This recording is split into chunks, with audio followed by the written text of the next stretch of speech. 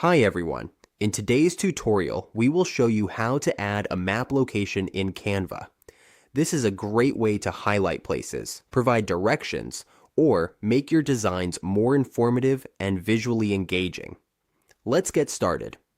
On your Canva editing dashboard, if we want to add a map location to our design, all we have to do is click on Apps in the toolbar.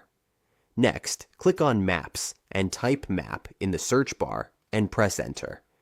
We will be using Google Maps as it is the most commonly used map in Canva. This lets us insert maps or location elements into our designs and customize them to match our style.